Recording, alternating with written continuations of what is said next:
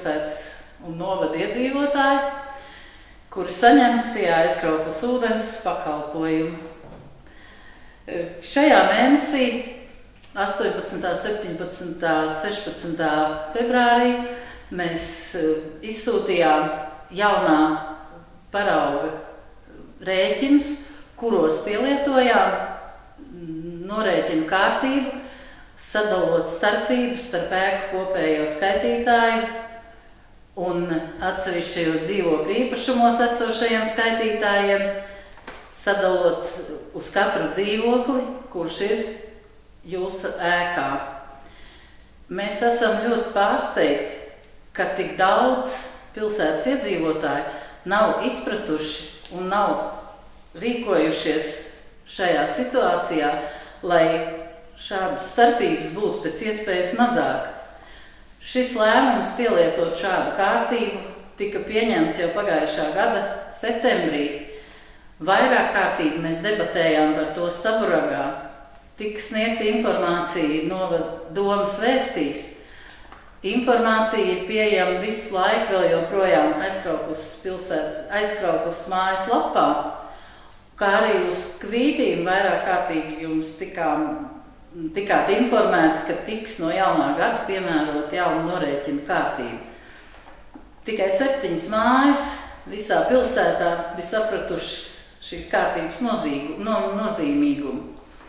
Bet tā kā situācija ir izvērsusies diezgan nesaprotama daudziem un sašutuma vilnis ir ārkārtīgi liels, un mēs savukārt, veicot šo aprēķinu, nebijām ievērtējuši to, ka iepriekšējā datu bāzē sniegtās ziņas būtu jāpielieto.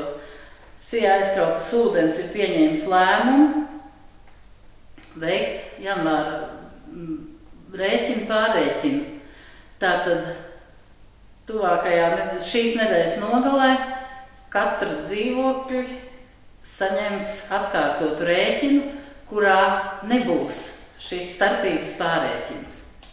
Šāda kārtība būs 3 mēnešus, lai veidotos datu bāze, kurā tad mums parādīsies tie cilvēki, kuri neuzskata par vajadzīgu uzrādīt skaitītāju rādījumus 3 mēnešus pēc kārtas, un tiek dots šie 3 mēneši, lai iedzīvotājiem, kuru dzīvokļos ūdens patēriņa skaitītājiem ir beidzies verifikācijas termiņš, varētu veikt šo skaitītāju pārbaudi vai nomaiņu. Savukārt tie iedzīvotāji, kuri jau ir veikuši aprēķinus pēc šobrīd saņemtajiem rēķiniem, šīs summas tiks parādītas kā pārmaksa, kurus jūs redzēsiet nākošā mēneša rēķinā. Es ļoti ceru uz jūsu sapratni un uz to, ka 3 mēneši tagad, kad esat sapratuši, kā izskatīsies rēķini, ja nebūs mājas aktivitātes, dos jums stimulu vienoties, veikt ūdens skaitītāju iekšējos pārbaudi, lai neizveidotos kārtējo reizi aprīlī pēc 3 mēnešiem, lai neizveidotos stresa situācija. Vēlreiz gribu izskaidrot, ka Sijā aizkrauklas ūdens savu pakalpojumu sniedz līdz daudzdzīvokļu ēkas komerc uzskaits mērītājam, tātad ēkas kopējam skaitītājam. Par visām darbībām, kas notiek ēkas iekšpusē, tātad par to ir jāņemās atbildība dzīvokļu īpašnieku kopībai. Lai apsaimniekotu šo kopējo īpašumu daudzdzīvokļu māju, tātad tiek izveidotas dzīvokļu īpašumu kopības, kuras izvēlās savu apsaimniekošanas formu, vai dibina biedrības, pārvaldes, vai uztic šo pakalpojumu veikt kādam citam iestādē vai uzņēmumam. Rosinu jūs kopā ar savu apsaimniekotāju, kuru jūs esat izvēlējušies, risināt šos jautājumus, izlemt, kā rīkoties, kā mudināt iedzīvotājus būt pēc iespējas apzinīgākus, lai neveidotos abnormālas starpības ūdens patēriņa rādījumos ēkas iekšienē. Cerot uz jūsu izpratni un kopīgo pašu iedzīvotāju sadarbību, mēs atbalstīsim jūs tādā ziņā, ka mēs jums varam iesniegt mājas vecākajam skaitītāju rādījumus uz mēneša sākumu, uz mēneša beigām, bet to mēs sniegsim tikai mājas vecākajam, jo katram iedzīvotājam šādas informācijas sniegt mēs nevaram. Izstrādātajā normatīvajā bāzē, uz kura pamata šī kārtība tiek ievesta, tātad ūdens saimniecības pakalpojumu likums, kurš norāda to, ka sabiedrisko pakalpojumu sniedzējs aizkrautas ūdens pakalpojumu sniegšanas robeža ir komerc uzskaits mērītājs un dzīvokļu pārvaldības likums un ar to saistītie ministru kabineta noteikumi nosaka, kādu kārtību šiem norēķiniem katrs daudzdzīvokļu mājas iedzīvotāji var izvēlēties.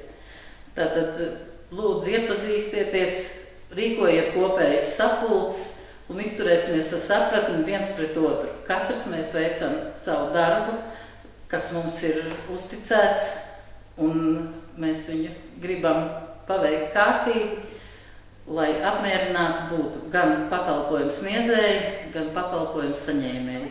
Daugava, protams, ir ūdens ceļš, kas savieno Latvijā visus novadus. Ja brauksiet gar Daugavu pa kreiso krastu, noteikti iegriezieties Aizkrauklē. Jūs šķērsosiet Baltijā garāko tuneli un tūlīt pat Daugavas krastā jūs varat apmeklēt Pļaviņu hidroelektrostaciju, kura ir Baltijā lielākā, taču Eiropā otrā lielākā. Iebraucot pilsētā, jūs redzēsiet, ka pilsēta ir pavisam jauna, bet pārsteigumu pilna.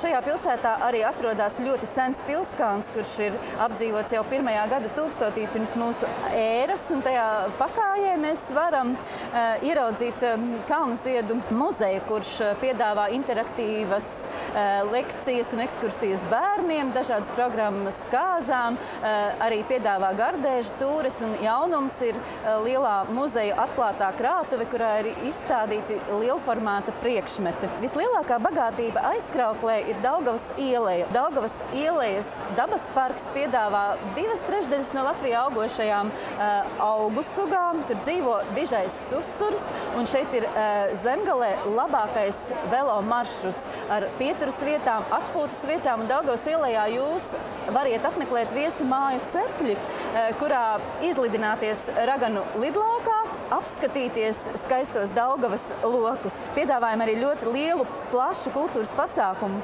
klāstu, kuru visas vasaras, un ne tikai vasaras garumā, variet apmeklēt Aizkrauklē. Gribu teikt arī to, ka ļoti brīnišķīgas ir arī mūsu 3 baznīcas, un ja atbrauksiet līdz Aizkrauklei, noteikti apmeklējiet Aizkraukles pilsētas kultūras namu, kur ir apkārtnē lielākā koncerta zāle. Turisma sezona Aizkrauklē nav tikai vasarā, bet mēs jūs gaidām pie sevis visu gadu. Daugavas ielejas dabas parkā, protams, ērtāk ir braukt ar velosipēdiem vasarā, rudenī un pavasarī. Daugavas ielejas dabas parkā atrodas seni pilskalni, Pilsdrupas un Latvijā straujākā upe Kārīgsta, kura pavasaros pat tiešām ir līdzīga kalnu upēm. Taču ziemā mēs piedāvājam iznomāt slēpes un doties šos pašus maršrutus arī slēpju pārgājienos. Mēs ļoti labprāt gaidīsim jūs Aizkrauklē mūsu pilsētas stadionā, kurā notiek republikas mēroga sacensības, un Pludmalē, kurā šovasar 30. un 31. jūlijā notiks Eiropas kauss ūdens motosportā. Aizkrauklē ir vieta, kur gaisma Daugavā dzimst. Un ar to mēs domājam tīri fizisko gaismu, ko ražo hidroelektrostacija, bet arī to gara gaismu, kas senos gadsimtos dzīvo mūsu cilvēkos. Mēs patiešām esam atklāti, atvērti un vienmēr gaidīsim jūs mūsu viesu mājās, Daugavas ielejas velo maršrutā, kultūras un sporta pasākumos visu sezonu.